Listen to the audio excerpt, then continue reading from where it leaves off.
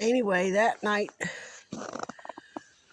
it was pitch black. The cloud cover was thin. Thin enough that you could see the moon through it, but barely. So that means the clouds weren't dense enough to reflect all of the city lights back down and light it up like it did not last night, but the night before. The night before last, which this is Friday, or this is Thursday, so it would have been Tuesday night. It was pitch black in here because there was no moonlight shining through, and the clouds were thin enough that they did not reflect the lights, the urban lights from the city. So there's the trail, there's the back of the church parking lot, and then there's the parsonage for the church, and then over that direction is the Moose Lodge or whatever the hell that private club is. And there's the trail. This motherfucker, there's the post where you can only go that direction or come this direction. This motherfucker was standing right there. No lights. When I come up on him, the only light was from my headlamp, with a walker and a whole bunch of gear, looked like maybe a sleeping bag and some other stuff stacked on the seat of his walker. Now, there was no snow yet. So this is a big ass hill. This right here is a little footbridge. You can't see it because of the snow. But that's gravel. The gravel starts right where the fork starts. That's just plain dirt. Now that's pretty smooth to roll wheels on. But there's a whole lot of tree roots you got to deal with that can trip you up. And it's even worse once you get up this hill, like you're going to my camp, and turn that corner, and the gravel goes to that big long footbridge. Once you get past that footbridge, it's really difficult to negotiate that with a light, without a walker, for perfectly healthy people because of all the tree root systems.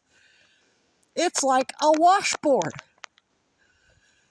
So it looked, the way he was facing, it was like he came from that direction, and there's a lot of other steep, ugly hills from that direction, and he was facing this way like he was headed out. No fucking light, with the walker stacked up with gear.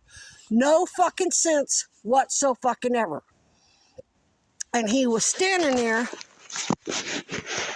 with his eyes closed like he was passed out from, like they do when they're on methadone, or if you take a really heavy dose of bupe or some other downer drug. And that was the night before the snow, when we were going to get those temperatures in the teens. So I got the impression that they had him out here to bait me, because they assumed he's an older guy with the walker. I was going to maybe ask him if he needed assistance or something. No, fuck no. What the fuck are you doing out here anyway? How the fuck did you get out here with all that gear with the walker? Okay, you took the bus. Why'd you come out here to a trail system that's difficult for people in broad daylight with no snow because of the root systems, even on the trail? Where were you going to camp? On the fucking trail? You going to go off trail where there's downed logs like that? Downed logs everywhere that you can't even see? With no light. I don't believe he was out here without a flashlight or a headlight. I think he turned it off as soon as he got notified that I was at the trailhead. Because if he would have had it turned on, I would have seen it. Like you could see those lights from way over. Let me turn on my headlamp. Even though it's pitch black out here, I can see all the lights from the street. So I would have seen his headlamp.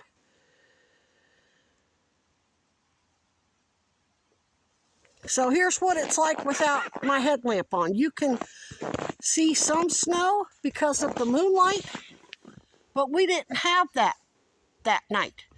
The clouds were thin enough that you could barely see the moon through them, but so thin that they did not reflect any of the city lights.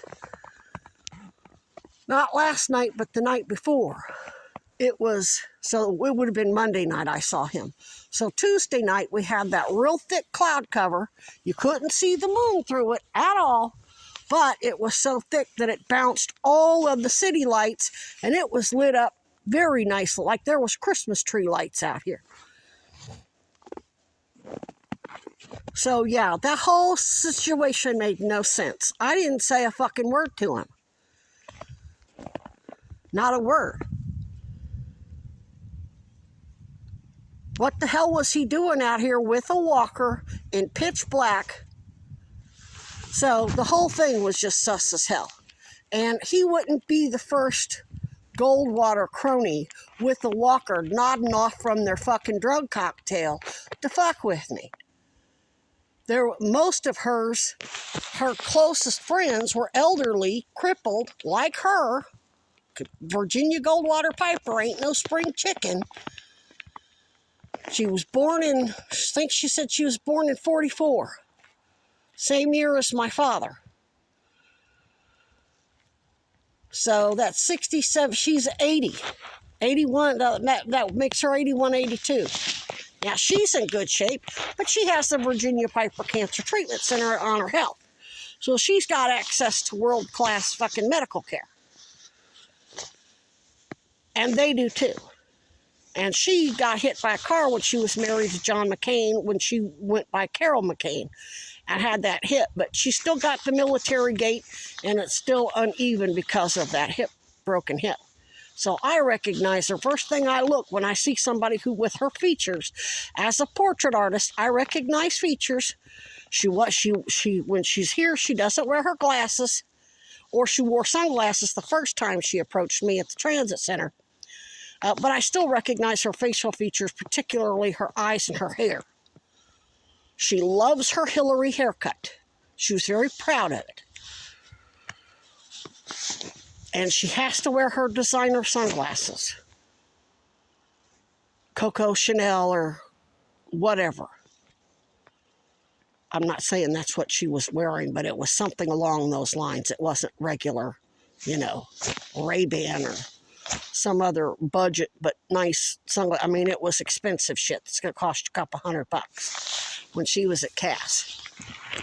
That's how I knew she was a Fed. She was dressed like a homeless person for the most part, but here she had, because they like to wear them on their head, not necessarily on their eyes, but they put it up and hold their hair back with them. Yeah. So, yeah, the whole situation. Etta walked with the walker.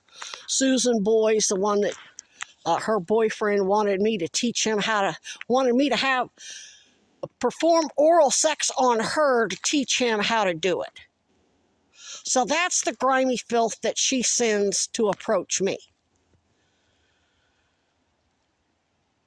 So that's why DHS is protecting these damn cops that are coming on to homeless people, because Virginia Piper's friends at DHS do it too. Her boyfriend was a drunk, half her age. I don't remember, I think his name was Randy. My old phone has their phone numbers in it. It texts from them. So, and Carmen. Now, Carmen didn't walk with a walker, but Etta and Susan Boyes did. And Susan Boyes and Carmen used to give me their drugs that they got for their cancer. Susan Boyes said Virginia got her cancer treatment. She got methadone and Xanax, and she stayed nodded off. She had some guy walking with a cane or a walker fucking with me at a new place at Champlain Inn. Joseph, one of the guys she had at Turning Point underneath in the emergency shelter that was run by a new place. He wasn't no spring chicken either. So, yeah, just because you're elderly and you walk with the fucking walker or cane don't mean you're going to get my sympathies.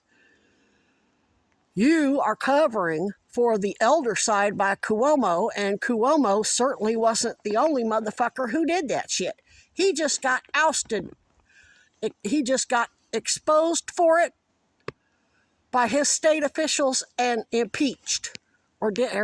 He ultimately resigned, but they would have impeached him. And he's still under criminal investigation. So I'm thinking about all those elderly people that you elderly rich elite murdered.